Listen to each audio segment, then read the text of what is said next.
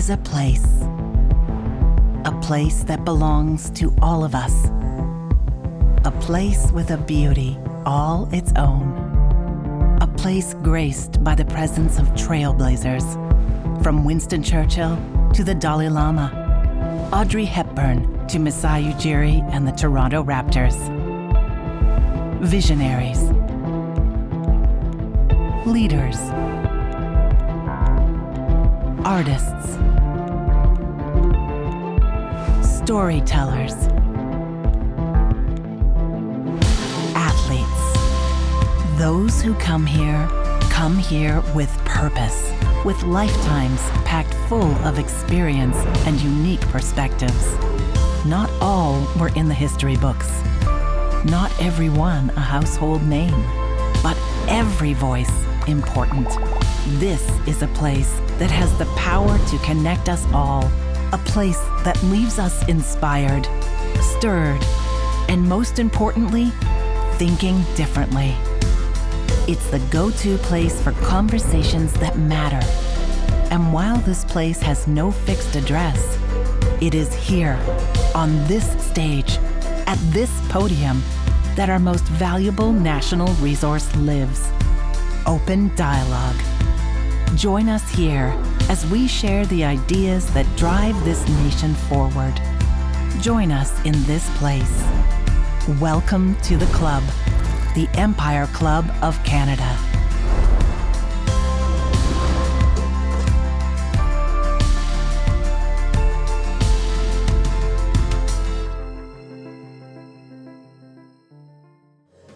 Welcome, everyone. I'm Jenna Donaldson, Chair of the Board of this historic organization and your host for today's event. To formally begin, I want to acknowledge that we are gathering on the traditional and treaty lands of the Mississaugas of the Credit and the homelands of the Anishinaabe, Haudenosaunee, and Wendat peoples. I encourage you all to learn more about the traditional territory on which you live and work. This event would not be possible without the generous support of our sponsors. The Empire Club is a nonprofit organization, and our sponsors generously support the club. They make events like these possible, and viewing complimentary for those of you that are online. So please join me in having a big thank you to our lead sponsors, Algoma Steel and National Bank Financial Markets.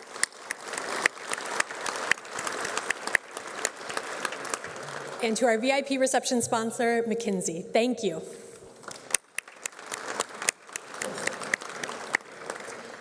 We also deeply appreciate the ongoing support of our lead season sponsors, Bruce Power and Hydro One, as well as our VIP reception season sponsors, Waste Connections of Canada and Elliston. Thank you.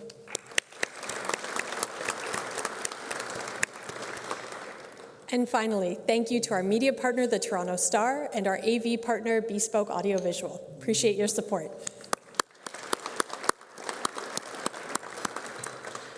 If any of you have a question for our speakers, please scan the QR code that you will find on your program. For those of you that are online, use the Q&A function if you have a question. And if you're online and you need assistance, please use the chat function and our staff will be there to help you.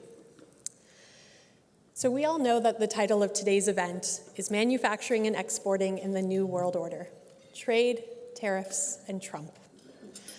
Now, we set this event up a few weeks ago, and in the short time between creating it and hosting it, things have changed so very much. I think that's something that everyone in this room can especially appreciate. So I want to address that for a moment, because these feel like completely unprecedented times to many of us. But the Empire Club has been hosting gatherings like this one, on subjects very much like this one, for more than 120 years. And that gives us a bit of a longer lens on history than most other organizations we have here in Canada. So let's go back in time to 1933, to a moment where Canadian manufacturing was at the peak of the Smoot-Hawley tariffs and reeling from the Great Depression. And here, speaking to this very club, Major L.L. Anthus, the president of then the Canadian Manufacturers Association, which later became CME, said something that could almost be expected from this very stage today. I'm going to pull out some of what he said. He said, "The long line of progress has been steadily upward, cutting across peaks and valleys. I believe that history will repeat itself with some variations. And all that this country possesses is the accumulation of results of efforts of millions of Canadians. It is our heritage and trust for the present and future generations. Or to put that in a more modern turn of phrase, I believe in Canada. I believe that we will get through this moment, and I believe we will prosper.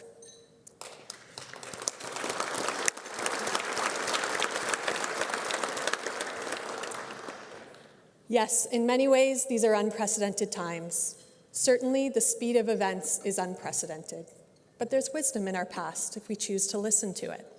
And there will be valuable insights from this very stage today.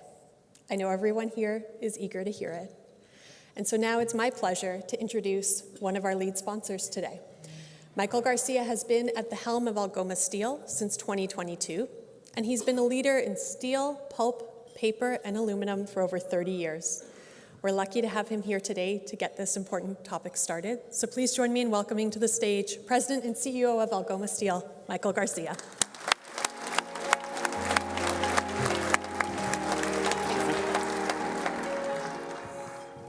Thank you, Jen. It's been a real pleasure to be here today on behalf of Algoma Steel.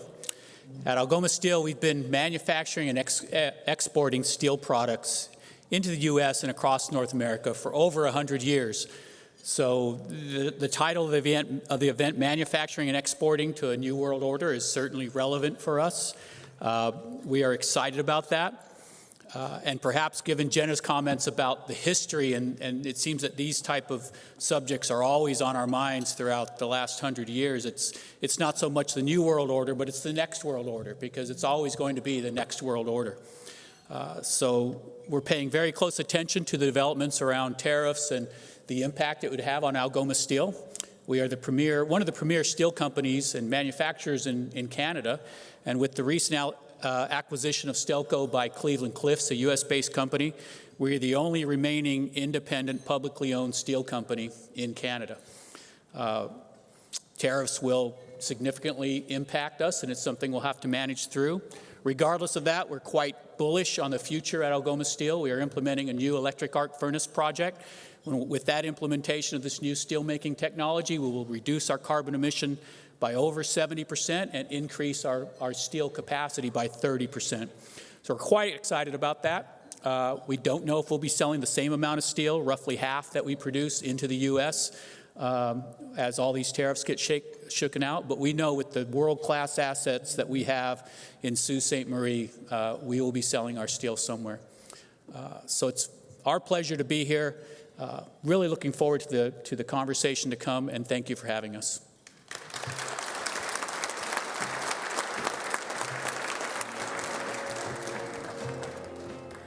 Thank you, Michael, for those words and for your leadership.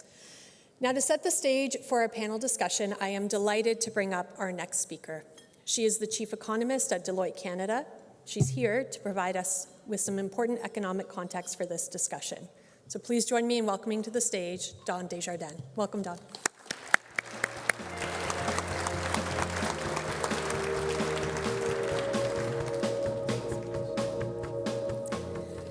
Well, it was great to hear Michael's optimism, because I think I might be bringing you all down a little bit when I give my analysis of how we're seeing the economy in the near term. I've been thinking about it, and I've harkened back to an old movie, The Good, the Bad, and the Ugly. And certainly there are some good things for Canada. When we think about the near-term outlook, there's a few things that are working in our favor in terms of growth. We have an abundant natural resources, which of course is instrumental to keeping Canada growing and healthy. And in the here and now, we have relatively low inflation. We have interest rates that are coming down pretty rapidly, and this is supporting our economy. We are seeing consumers being able to manage through their elevated debt levels, and businesses, of course, are really facing some very challenging times. So not so much from a financial perspective anymore, it's more a confidence problem, and totally reasonable to think that Canadian businesses are worried and not necessarily putting money to work because we know that we do surveys, and what are businesses saying? Well, a Deloitte survey of CFOs tells us that 70% of Canadians companies said not a good time to take on risk, in sharp contrast to other North American areas where 67% said, yeah, it is time to put money to work.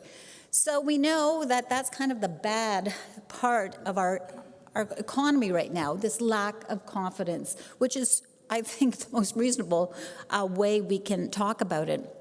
Additionally, when we think about, the engines of growth for Canada, immigration being a very strong growth support, that too is going to be more of a deficit for the economy, at least in the near term. So all my comments really are about what's happening in the near term as we go through this period of really extreme uncertainty. No matter which measure you look at, Canada's economy is now facing some of the most uncertain times. In fact, by one metric, even more uncertain than during the pandemic. And then we get to the ugly. Of course, tariffs are, for most economies, and I think probably for all economies, a detractor from economic activity. It leads to a misallocation of resources and often leads to job losses and could, over time, actually put economies on a slower growth trajectory. Now, when we look at Canada, our baseline, based on the good news, would say we should be growing about 2%. But if we layer on the tariffs that have been threatened on Canada, 25% tariffs, that would halve our growth rate in 2025.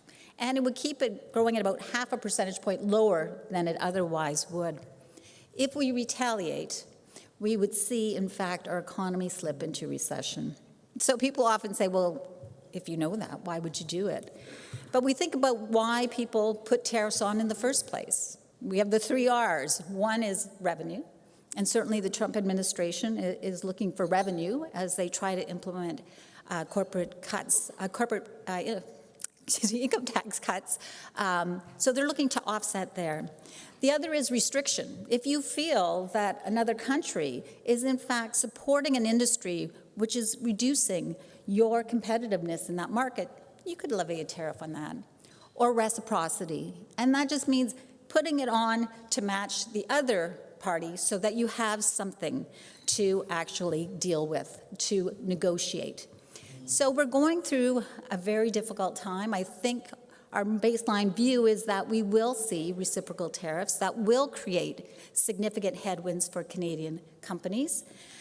And so, again, a bit of the downer in terms of setting the stage, but I think when we think about this whole reordering of the world trade, it is definitely going to be an opportunity for some Canadian companies to look to other markets to export to look at establishing other supply chains. But in the near term, I think it's going to be quite tough sledding for Canadians and Canadian companies. So that wasn't exactly the uplifting outlook that I like to deliver. However, I'd like to pass it on now to Jenna.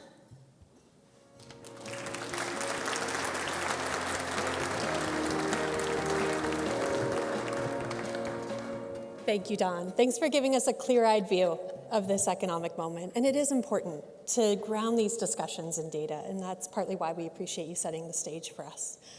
Now it's time for our panel discussion. I'm going to invite the panelists to join Dawn on stage while I read you their brief bios. We have Simon Drexler, president of Samuel Automation, joining. We have David Glover on our panel, co-owner of Harbour Technologies. Rob Wildeboer is joining our panel, executive chairman of Martinrea International. And of course, joining them is our moderator, Vincent Caron, the vice president of Ontario Government Relations and member advocacy at the Canadian Manufacturers and Exporters. While they all take their seats, will you join me in welcoming to the stage?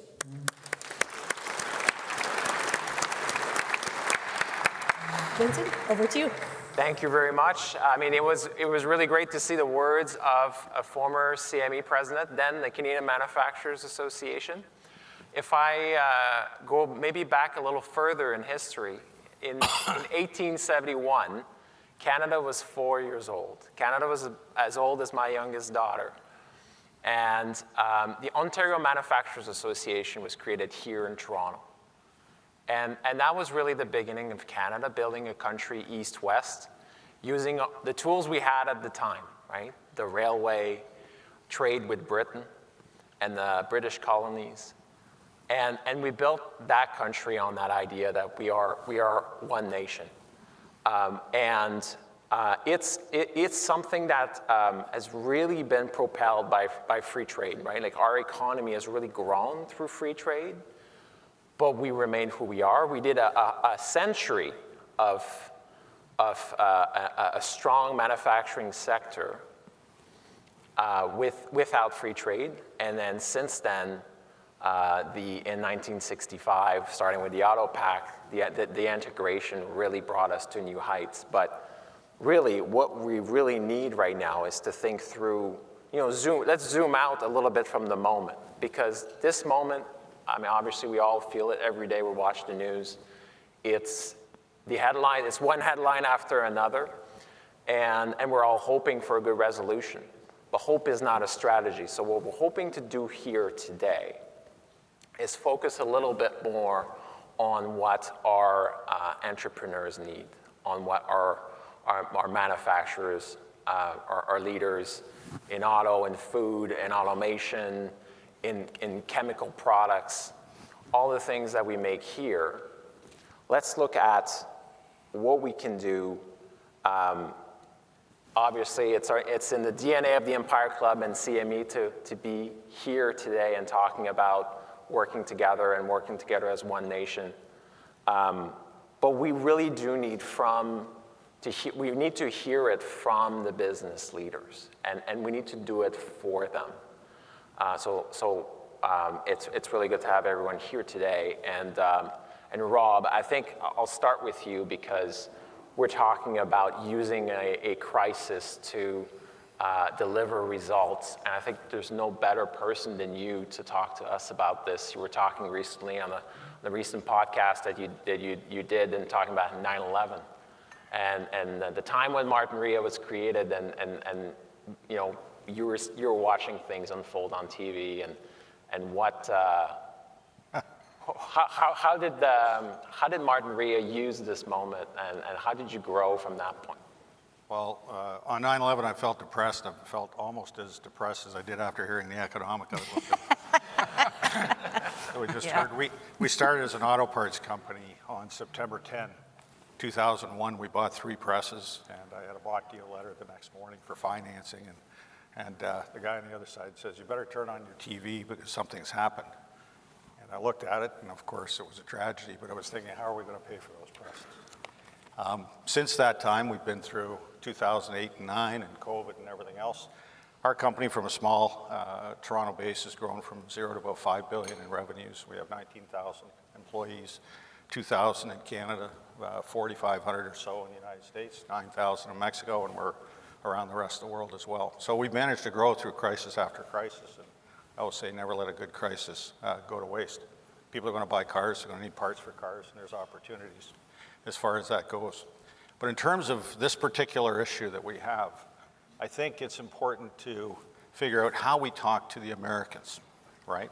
And the Americans from an American perspective. So I was in Washington last Monday, Tuesday, Wednesday with 5 other CEOs of major Canadian companies, market cap $200 billion in total, including Cameco, which makes uranium for the United States, Nutrien, which makes fertilizer for farmers in the United States, AltaGas, which effectively powers Washington, D.C. So you're talking to people and say, I can shut off your power. That's always interesting. And I got to represent the auto industry. And I started with this. I said, and we all, cribbed our 3 to 4 minute discussions. And I started with, okay, we have 2,000 people in Canada, but we have 4,000 people plus in the United States. And I would say we're the largest employer in most of the places that we have plants. And I would say that most of our people voted for Donald Trump, and they voted on the basis of lower prices, stronger economy, better jobs, and so forth. And they're seeing higher prices. They're going to get higher prices. They're going to get less job security and a weaker economy with tariffs, because a tariff is a tax on the American consumer. And in our business, it's going to increase prices. The second thing is, I hope you realize that you came within 2 days of shutting down the auto industry in the United States, in North America. And we were talking to, among others, the chief economist of Donald Trump. We were in the White House with a senior official. And he said, well, why is that? And he said, well, you don't realize that the car has 45,000 parts. You've got parts crossing the border all the time. And at the end of the day, it's not so much the OEMs. They can say, well, we're going to keep manufacturing. But if you don't have parts for your vehicle and people aren't going to ship because they can't afford it or won't pay the tariffs, or the trucking company won't get the money, you shut down. And you shut down in 2 days, the entire industry. And that's why I think the announcement on Saturday was pulled back on Monday. And I think that's the reality of the industry. And we have to understand that from an American perspective. The other thing that I've been a big advocate of, Fortress North America. The real issue for the United States is China. It's not Mexico and Canada. You need friends. If you go south of Mexico, the leading trading partner of everyone in Central America and South America is China. And the leading trading partner of the United States is Mexico and Canada. And at the end of the day, you're going to need friends. I always say the U.S. is blessed with the 4 best neighbors in the world: the Atlantic, the Pacific, Canada to the north with its resources and people and talent, and Mexico to the south with its resources and people and talent. And at the end of the day, Fortress North America can, effectively dominate this century. So recognize that we're together, and at the same time, recognize that Canada is your biggest consumer. We buy more from the United States than China, Japan, and Germany combined, and we don't have to buy all that stuff. And then the other aspect that we need to recognize is America has legitimate points with respect to Canada too. We've been awful on the border. There's more terrorists going to the United States from the Canadian border than from Mexico. We've been awful on fentanyl, but the issue is not so much fentanyl. It's the fact that we're soft on crime. And that's viewed as an issue in the United States from very senior people, senators, chair of the Ways and Means Committee, staff. We heard that. They think that it's ridiculous that we don't protect our north. We should be spending 3 to 4% of our GDP on protecting our country, like we did in the 60s. We stopped doing that in Trudeau 1 in the 70s. And at the end of the day, we should be protecting the Arctic, not relying on the United States. It's our friggin' land, right, in that context. We should unleash our energy, we should lower our provincial trade restrictions, and we should be strong. And at the same time, we can fight back. We can hit back. So, just as, how many people watched the hockey game Saturday night? All right. The Americans started 3 fights with us. Okay, the first one, Matthew Tkachuk, was on the ground. I think he probably lost the fight, might have injured himself. The second one, Brady Tkachuk won the wrestling match. The third one, JT Miller took on Colt Parayko and got shaken like a rag doll. And at the end of the day, we don't start fights, but we fight back. And so in that context, I think the right thing is to recognize that we do retaliate with tariffs and inflict pain, so that effectively what happens in the United States is people in local communities who have no problem with Canadians effectively say, this is affecting my farm community. This is affecting my Kentucky bourbon. This is affecting my orange juice. This is affecting my factory. And that's the type of thing that, kind of moved us to a good USMCA last time, and I think will get us through this time. So those are my thoughts. Yeah, I mean, certainly there is, it's not the size of the dog in the fight, it's the size of the fight in the dog, right? That's like also part of the Canadian mindset in this moment and really standing up for ourselves. David, I wanted to go with you on really what Rob was articulating is a lot of people in the US are compelled with a notion of more self-resilience in North America, and part of that is energy, right? And energy is obviously a massive opportunity in Ontario as well, and I think in nuclear, we've seen Premier Ford articulate the Fortress Can-Am vision that's really heavy on nuclear.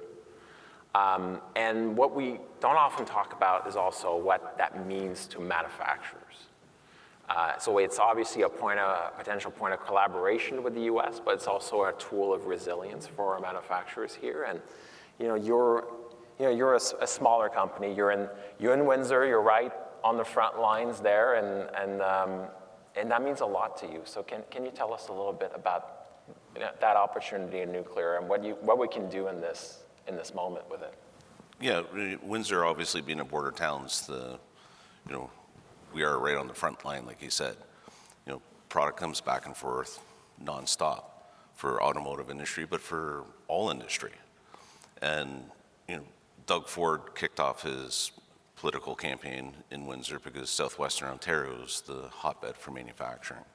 I had the pleasure of hosting him when he kicked off his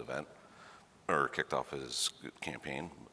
And for the nuclear industry, you got to look at it a lot like the automotive. You have the top tier of the pyramids, your operators, like Bruce Power, OPG. Then you have your larger OEMs, like AtkinsRéalis, BWXT, Westinghouse. Then you have hundreds of small, medium manufacturers like myself supporting that.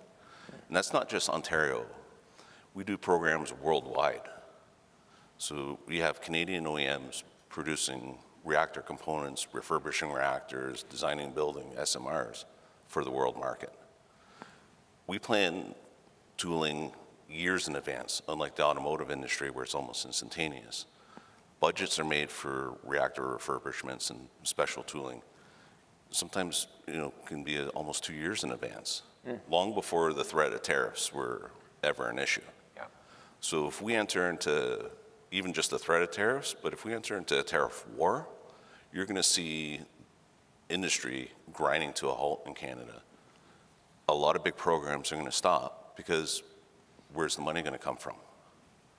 Eventually they'll restart and we'll regroup, but you're going to lose a lot of your supply base. Those key small, medium companies won't be able to hang on. They'll be over-leveraged and waiting for answers.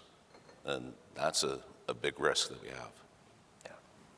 Yeah, in the meantime, it's also these projects, you mentioned the long lead time. Obviously, that's something that is a lifeline to our business, to have a growing grid, to be able to have our own resiliency in terms of energy independence. And that's an argument for the US to also articulate a positive vision in that conversation about tariffs and ways we can get beyond this and work together on this, right? It's funny you mentioned the crisis that we could have with tariffs. Well, we just went through something fairly significant with the pandemic. Mm-hmm. And you also make medical goods, like hospital gowns. Correct. The first time actually we spoke, we were in your plant in Chatham. You lit a piece of fabric on fire in front of me. By the way, don't do this here. I think we got fire code. You felt so strongly about the quality of your product that you literally set stuff on fire in front of me. So I want to talk about this, but more specifically, how can we use the procurement of goods that governments do to really support more local manufacturing? Maybe tell us the story with your business. Yeah, so that's a unique story, but the general sense of it is it shows how fragile the supply chain is in Canada, and that's that example there. We got to have government close the loop. We often hear the cry of, stand up and reshore, and during the COVID crisis, it was help us out, come up with tooling and machines and ways to fight COVID, but they don't close the back door by saying, okay, we're going to buy, now that you've invested in equipment and tooling, we're going to start buying from Canada, making that a priority of Canadian companies. So the government has to do that. But also we have to be conscious of when we're in a tariff war, the supply chain being so fragile as it is, that's an opportunity then for counterfeit and fraudulent goods entering into our supply chain, because people go out and look for alternatives.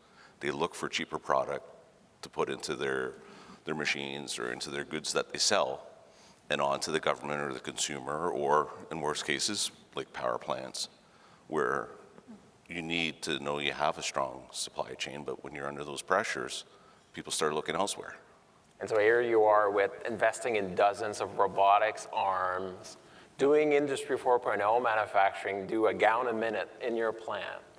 And the response from government wasn't immediate to actually buy those products, which were high quality, versus that flammable gown that you showed me from offshore, right? Which you wouldn't want in the hospital. So I think it's that push to have quality products made here and supporting our manufacturers is actually maybe going maybe a little faster with the procurement processes and buying the products. When government makes that call for action to reshore and bolster Canadian manufacturing, they have to be able to back that up by ensuring that they buy from Canadian manufacturers. Absolutely. Simon, I mentioned the fantastic robotics that David put in Chatham, and I mean, I think it's no coincidence that manufacturing really grew in the Waterloo area. There is a real pull of technology there, and I think we're all here today trying to find clues for resilience.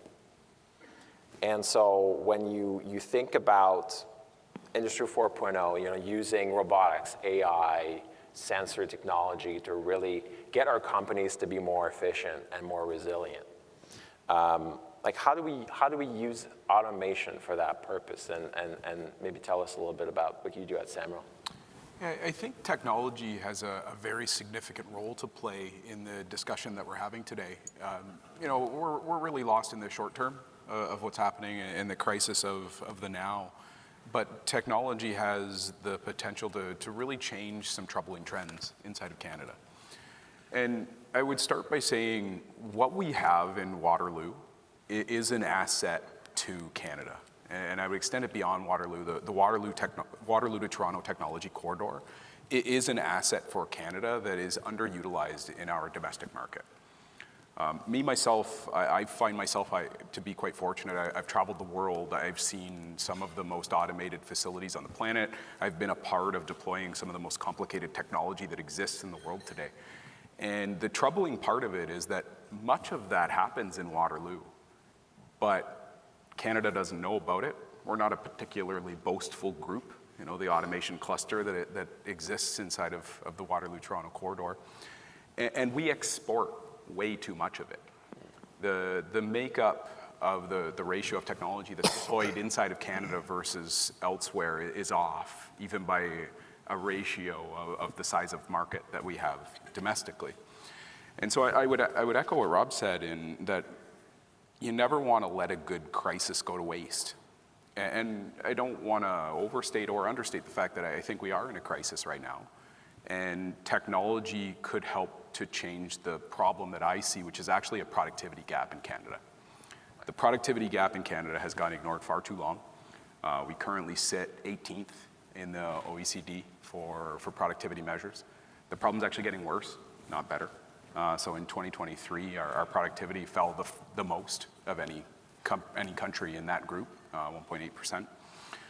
And we're actually at a point where a Canadian laborer actually outputs about 72% of what an American worker does.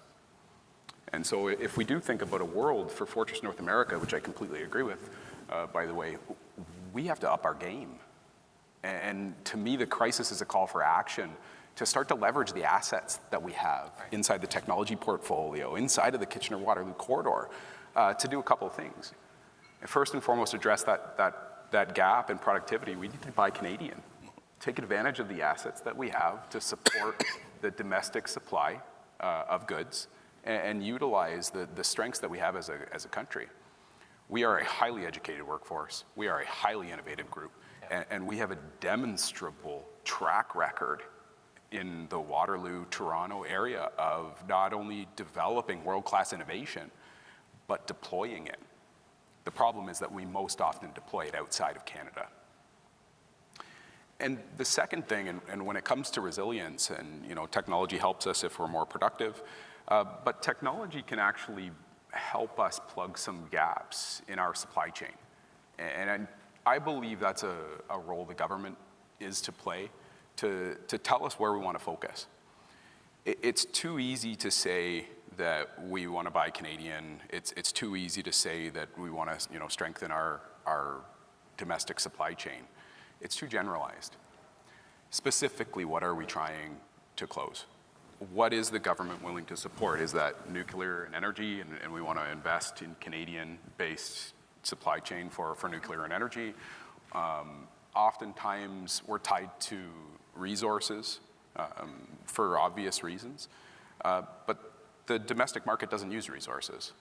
The domestic market uses a supply chain that transforms those resources that we pull from the ground and turn it into something useful. And so look at the holistic supply chain for the things that are important, and we should be looking to lead the world in those things. We talked about Industry 4.0, for good reason, we're right in the heart of that. Industry 5.0 is already coming to the surface. There are countries and companies and market leaders that are already investing in the next industrial revolution while we're focused on the current one. And so if we want to lead, we need to get out in front and stop being behind. And we have the minds, we have the resources, we have the infrastructure and the capability here in Canada to do it. Yeah, and you said the word productivity is one thing that we all want to focus on, and there is a moment right now. There is really appetite out there for measures that improve productivity. Don, just picking up on what some of the themes we've heard here, are there signs of hope, maybe try to give you a chance to redeem yourself? I know, on the introduction? Wow. Yes, and I love that, productivity is actually being spoken about, because as economists, we've been talking about it for 40 years because you just see the line and it's just not going where we wanted it to go. The CD Howe did some work on it, and it just stuck with me, this fact that if a US company puts $1 behind a worker, a Canadian company puts 52 cents. So it's not, okay, so to your point, how do we increase the transformation and getting it into the economy? We know we're a country of small, medium-sized businesses, so it's also that. I think it's kind of how do you get that knowledge transfer to occur, to increase the productivity across the board? And that's, not an easy feat. We know that there's conversations going on, and at this stage there are conversations, but interprovincial trade barriers. A colleague did a study in 2021, and what he concluded was that interprovincial trade barriers, which can be anything from labor mobility to the size of tires to any number of things, acts as a 7% tariff of trade within Canada. I mean, come on. And so if we actually eliminated them to a large extent, and I know there's lots of complicated, it's not as easy as just like, okay, we're not going to have these anymore, but nonetheless, really leaned into that. You could add $80 billion to our GDP every year. That's something in terms of turning the dial. So I think there are things. We're also seeing that permitting in BC, for example, they're really leaning into increasing the pace of permitting. We have the World Bank puts out as an annual, I think, survey, and we're like one of the worst in terms of the time to get a building permit in place. I mean, how does that really make sense? So we have lots of things that are kind of self-inflicted, and I think, to your point, just getting rid of some of these encumbrances, these barriers and regulations, at least it elevates us to a different playing field.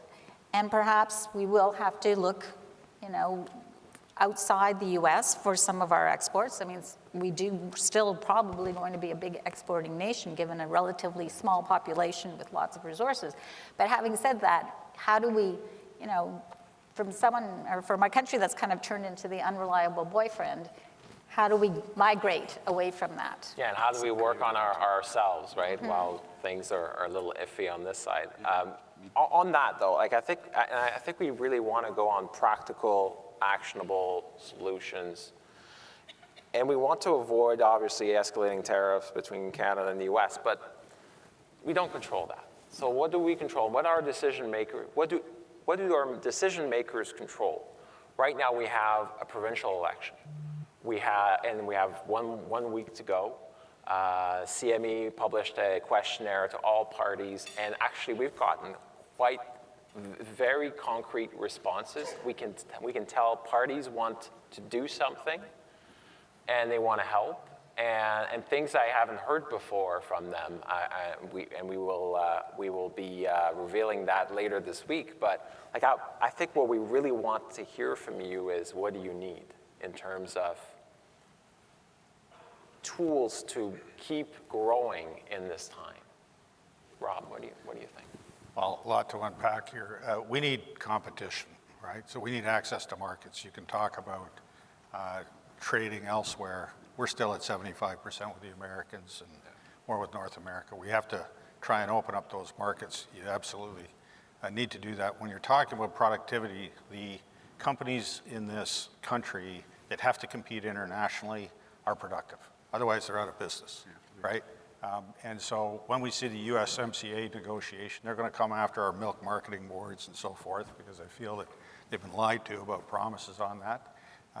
When I was young and started to drink underage wine from the Niagara, you got wine in boxes with bubbles, and because we protected our wine industry, we open it up. Now we have some pretty decent wines coming from Niagara. That's the nature of the type of stuff you have to do, and you have to embrace technology. One little factoid. In the auto parts industry, when we started in 2001, we had 0 revenues. We have $5 billion now. Linamar was about $1.5 billion. They're $10 billion now. And Magna was 13 or 14. They're $55 billion now. Those are Canadian-based success stories going all over the world, competing head-to-head with everyone fairly other than China, which cheats. And we have to deal with them, and that's where tariffs actually make sense. But we can compete, but you have to be forced to compete. And we have a lot of regulated, protected industries where effectively we've got a wake-up call coming from the United States, and they've essentially said, here, you cheat. You want access to our market? I don't have access to yours. So now let's have that discussion. And I think it's going to be a very serious one, but I think it's very important for us. The interesting thing is in 1967, we were the 3rd richest country in the world. That's without free trade, because we were forced to be. We were forced to, rely and compete and all that type of stuff in the midst of whatever. I think we can do it. I think this is a seminal moment for us. When we talked about the beginning, challenges make us better. Why let a crisis go to waste? We look at it that way. Every time we've gone into a crisis, we've come out stronger, because we chopped the fat. We found opportunities to buy things and fix things and provide solutions for customers and utilize the resources of our people. When people are challenged, they get better. And that's what we got to do. Yeah. Thank you. Yeah, and obviously lots of regulation getting in the way here. I mean, you just got to remove a lot of things that just cut it. Create restrictions, or things like you bring a piece of machinery from Europe, and they're on different safety standards that don't recognize each other. And why don't we recognize each other? You can't get a building permit. I know somebody's been trying to get a building permit in Ottawa. So basically say, if you can't make a decision in 6 weeks, the answer is yes. Right? Simple things like that. Or in the United States, like I was in Washington last week, a lot of unemployed civil servants. And they're freaking out, but they're finding tens of billions of dollars of waste. And they say, look, the way we're going to deal with it is we're going to chop it out, and then see what we need.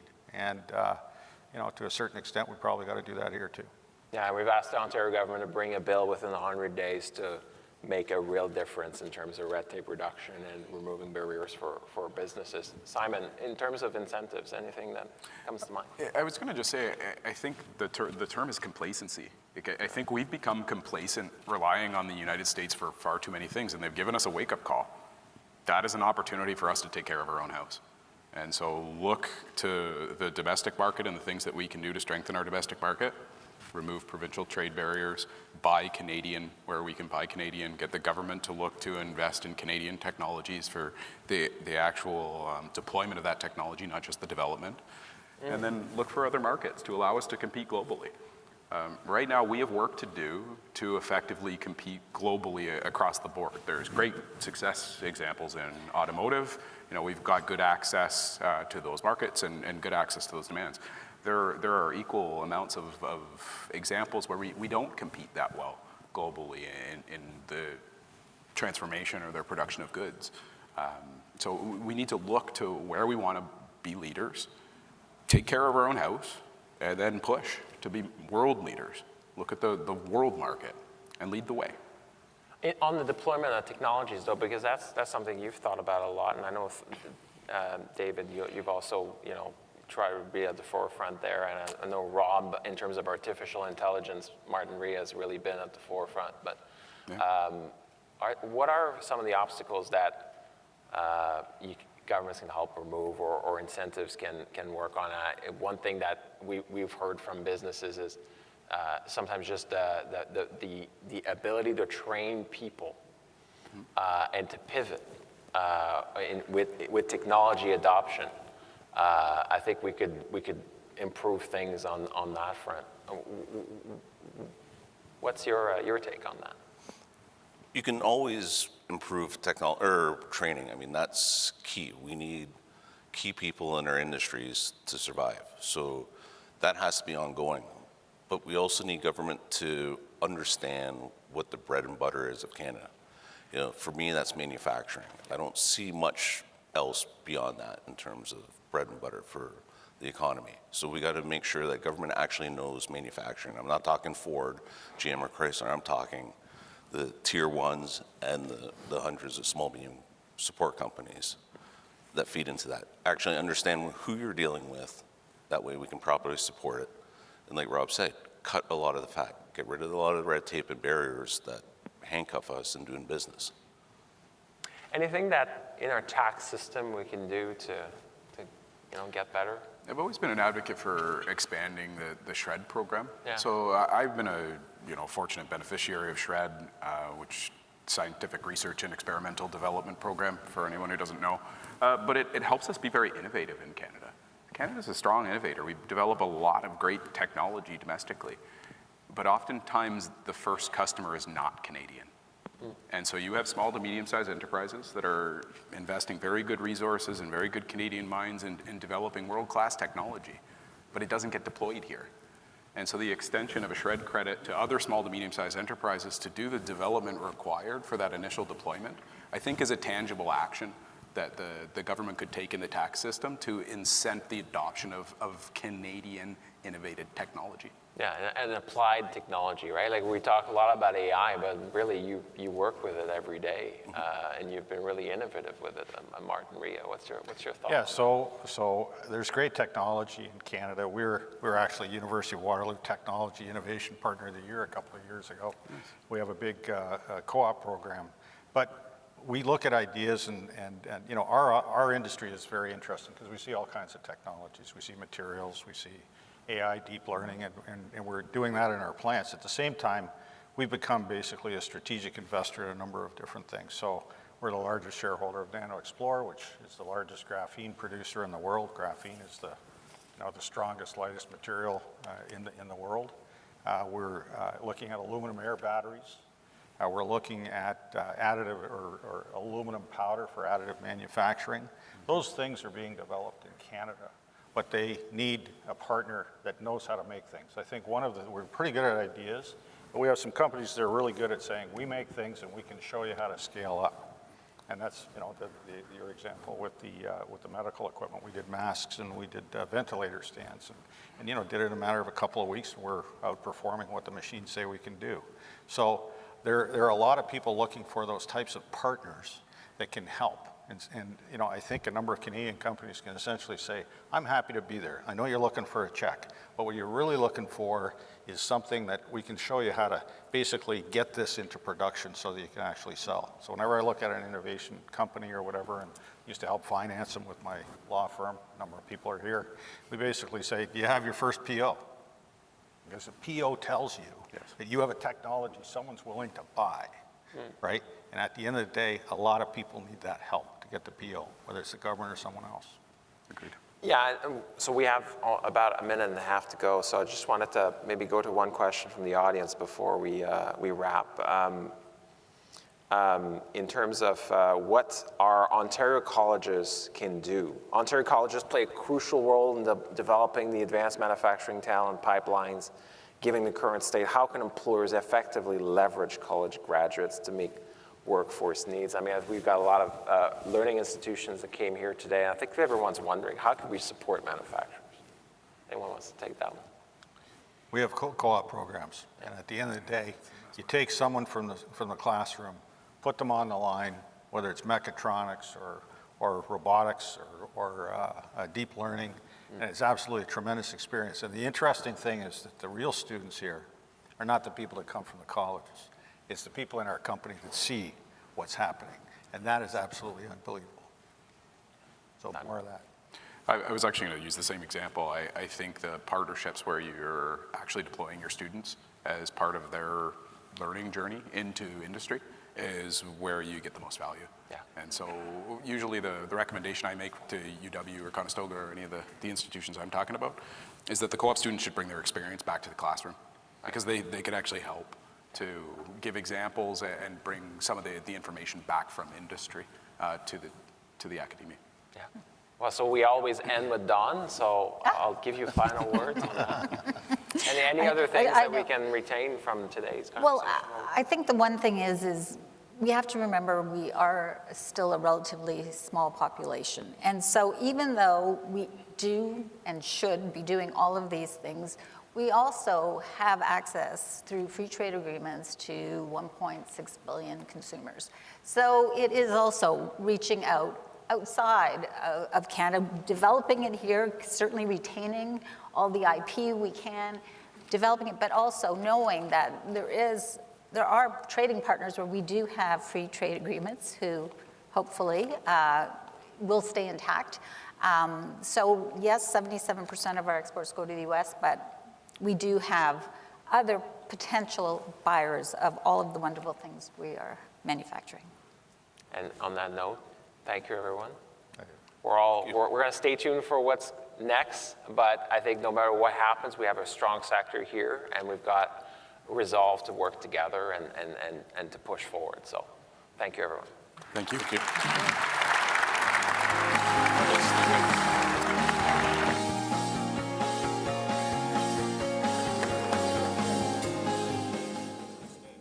Thank you, everyone. Thank you to our panel. I'm going to invite you to take your seats so you don't have to be up on stage while I'm closing out. Let's give them one more round of applause. Great job, team.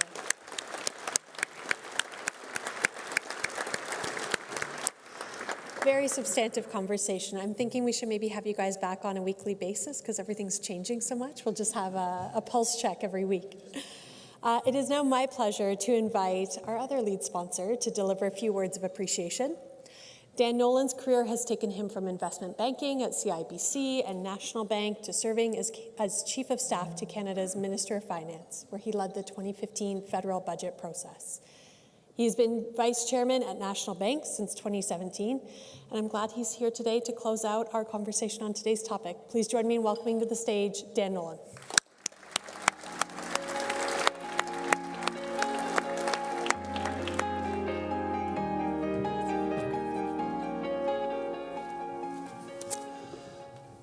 Ladies and gentlemen, thank you very much. Thank you very much to the Empire Club and for this event. My name is Dan Nolan. I'm Vice Chairman at National Bank, and thank you for the insightful discussion today on Canadian manufacturing and the economy and exploring our rapidly changing global landscape. Your expertise has shed light on critical issues facing Canada in 2025. Thank you, Vincent, for moderating, and thank you, Simon, Don, David, and my friend Rob, for your views. As we've heard today, Canada's manufacturing sector remains a cornerstone of our economy, with exports reaching $350 billion in recent years. However, we now face unprecedented challenges with the implementation of U.S. tariffs threatening to disrupt our trade relationships and potentially pushing us towards a recession and rough economic times. Canada is not diversified from the U.S. market and hasn't even tried to build the infrastructure necessary to sell our products or energy to other customers. Your analysis of the impacts on various industries, from automotive and industrial manufacturing to energy, has been invaluable. You've highlighted how these tariffs could affect not only our exports, but also domestic prices, employment, and overall economic growth. Moreover, your discussion on Canada's responses and the damage that those responses could cause could add to these challenges, and particularly our commitment to free trade principles. Now, it does provide a beacon of hope in these uncertain times that this might make us better. As we navigate this new world order, your insights will be critical in shaping policies that protect Canadian interests while maintaining our global competitiveness. Once again, thank you for your contributions to this vital conversation. Your expertise will undoubtedly guide us as we look to secure a prosperous future for Canada in the face of these economic headwinds. Thank you.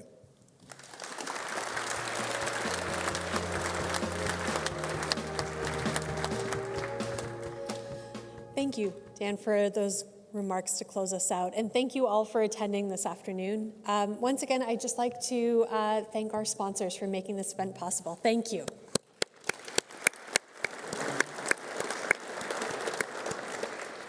I'd also like to recognize a special group that we have in the room. We have our students and young leaders. We have some here from Queen's University and from U of T. Welcome. We're glad you're here. Thanks for being a part of this conversation.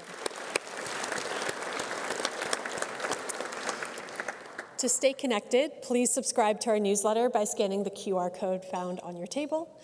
We have also launched our exciting Empire Club membership program. Members get exclusive discounts, benefits, premium content, and much more. So if you are wanting to be among the first to enjoy early access, see our staff today to sign up. I hope that you will all join us for a few of our upcoming exciting events. On March 3rd, we'll be hosting Aaron Corey, CEO of the Canada Infrastructure Bank. He'll be here to have a fireside chat with Sean Speer. We'll be getting an update on CIB's investment progress across the country. And their conversation will be followed by a great panel discussion with energy industry innovators. They'll be diving into the future of Canadian infrastructure. So mark your calendars for March 3rd rather. On March 6th, we'll be tackling another important discussion here in Ontario, healthcare. Dr. Joss Reimer, president of the CMA, will highlight key challenges and ways to close the primary care gap here in Canada.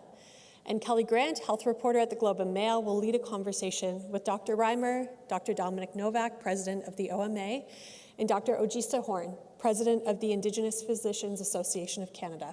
They'll be all having a really important discussion on key issues in healthcare, very timely, so I hope you will join us for that event as well. As a club of record, all Empire Club events are recorded. They're available to watch and listen to on our website. A recording of this event will be available shortly. Thank you all for being here today for this important conversation. I wish you a wonderful afternoon ahead. This meeting is now adjourned.